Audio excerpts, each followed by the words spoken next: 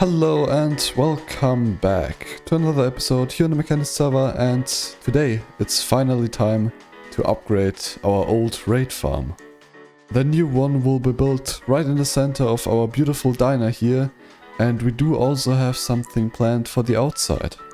Until now we had our bad omen bank here that we need in order to start the raid farm inside of this beautiful mech coke can.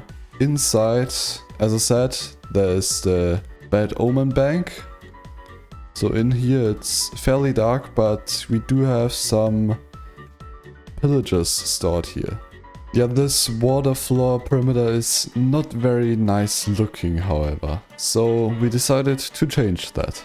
Dark, the same member that also designed the whole diner, also made a nice decoration for the outside here. And it will also be very huge, and we will start building that very soon. So that will hopefully be finished with the raid farm, the new one, together. Also, it's actually a little hard to believe, but our slime farm is really close to our raid farm. So this is the slime farm perimeter, and it's really only a few blocks over to the raid farm perimeter. For the slime farm, however, we are also planning on an upgrade, but we don't have very concrete plans on that yet, so let's focus on the raid farm for today. Here we are a few days later. The first parts of the new raid farm have already been built up, and up there we can see even a little bit more. So up here we have a huge update suppressor that was used to split these portals here, and now we have portal blocks here with waterlogged trapdoors underneath. As far as I know, these portals are later used to transport the Ravagers away into the Nether, where they are way easier to handle. And all the other raid mobs will fall down here. There's even another portal here. We also have some down here, and the other raid mobs would basically fall through here. And here we have even more update suppressed portals. Those are only used for the items, but you'll see how those work once we finish building it up. That won't take too long. Out here we also made quite some progress already. Big parts of the floor have been built up. We used floor places to place a random pattern of different green blocks: green concrete powder, green terracotta, and even green wool. These floor places that we used here are the same ones that we also used for placing the pistons for the bedrock breakers, and also for the glass in the spawn perimeter. So by now these are very frequently used, as they are super useful. The next things to do will be to cover that floor that exists now in green glass, and then we also need to build all the other parts of the decoration. Another day later, the main floor has been finished.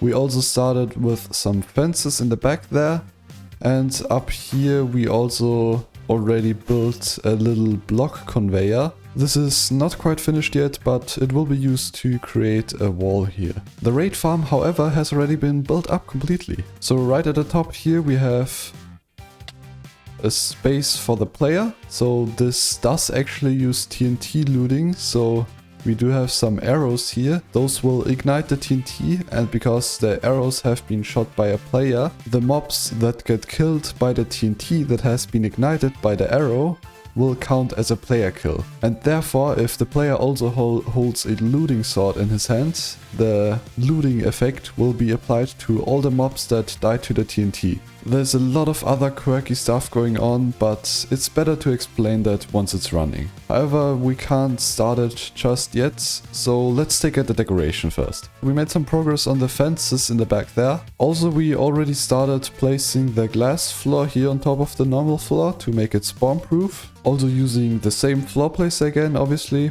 Yeah, the item distribution has been built up. Also the conveyor up here is finished by now.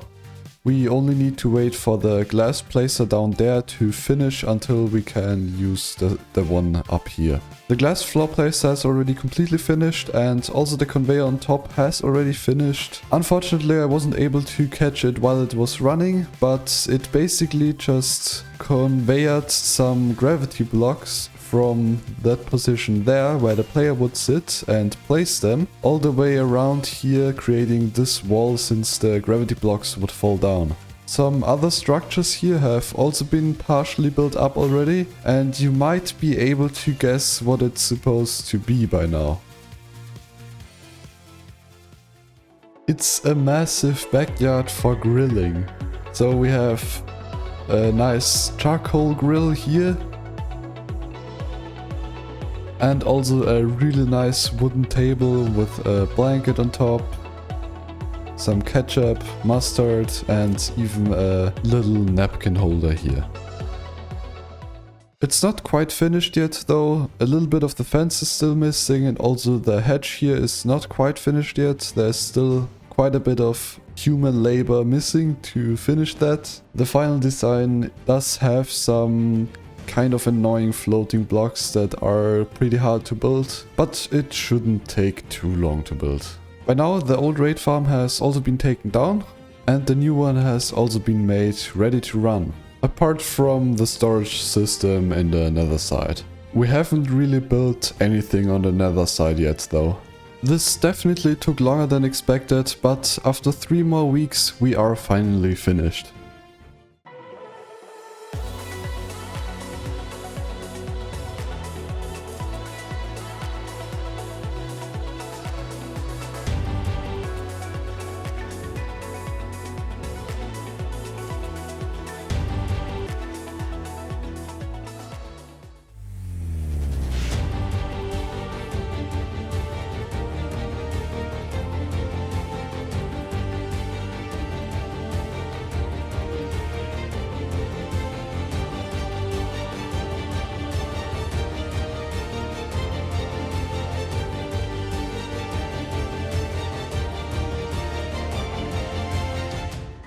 And here it finally is. So let's take a look at how it works. I will also link Brad's video on the farm in the video description if you want to check that out.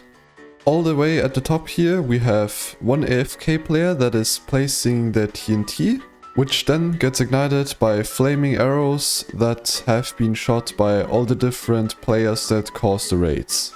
The arrows also get periodically lit on fire by the lava that is briefly dispensed by these dispensers on top, and then the ignited TNT gets funneled together here and then shot right into the farm. The raid mobs themselves spawn on some snow on top here. Even though snow doesn't have a hitbox or anything, raids are able to spawn on top, and the small raid mobs like the witches, the pillagers and all the good stuff, they just fall through and then get funneled together by these slime blocks and then shot downwards into these portals. Right before they enter the portal though, they do get killed by the TNT, and because they technically are already in the portal, the items also get spawned inside the portal, even though it looks like they fly out a little bit, and the items and XP get immediately teleported into the nether. The big ravagers are a little more difficult to handle. They get flushed to the side here, and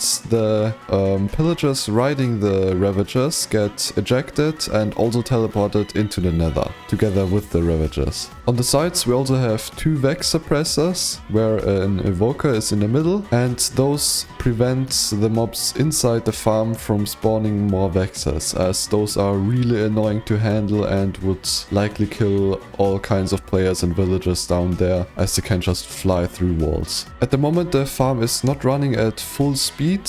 At the bottom here we have the system that actually spawns the raids, and I only activated half of it. So here we have 4 players if it's turned on full speed. We have 1 in this chamber here, 1 back here, and 2 more down here and in the back there. We also have a bunch of villagers which swap workstations every few seconds. This is done by moving their workstations back and forth, so they switch between them, and this allows us to spawn that many raids. Here in the nether, the ravagers and the pillagers that were riding the ravagers arrive here in a single portal block, and they immediately despawn because there's no player nearby. This way we get rid of them without causing basically any lag, and it's also really fast. All the other items that were entering the portals end up here in this single portal block.